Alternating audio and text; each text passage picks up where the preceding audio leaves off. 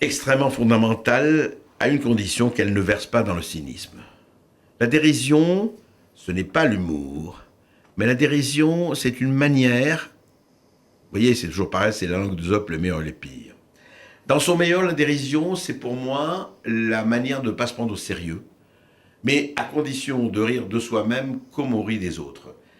En revanche, si on prend tout en dérision, on verse dans le cynisme, on verse dans la facilité, et on verse dans le fait de dire moi je ne veux participer à rien, je ne m'engage à rien, puisque tout est dérisoire.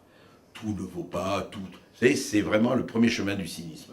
Du cynisme au sens mauvais du terme, non pas au sens grec du terme.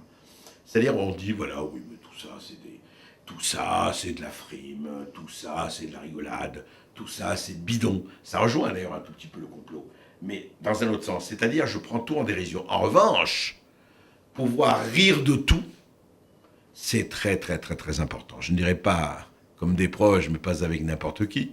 Je dirais simplement que prendre les choses en dérision est souvent un acte très très très hygiénique, je dirais, vraiment.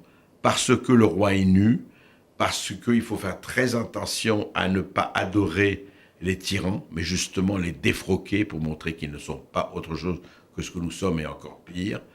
La dérision est une arme magnifique, encore faut-il avoir le talent de l'exprimer. Et je dois dire que de ce point de vue, on peut se faire aider par une littérature formidable qui est là, qui est la littérature satirique, la littérature pamphlétaire. Et il y a des gens qui sont, comme on sait, de Chamfort à Laurent Taillade et puis des milliers d'autres, des génies de la dérision, sans parler de Desproges, de Coluche et d'autres.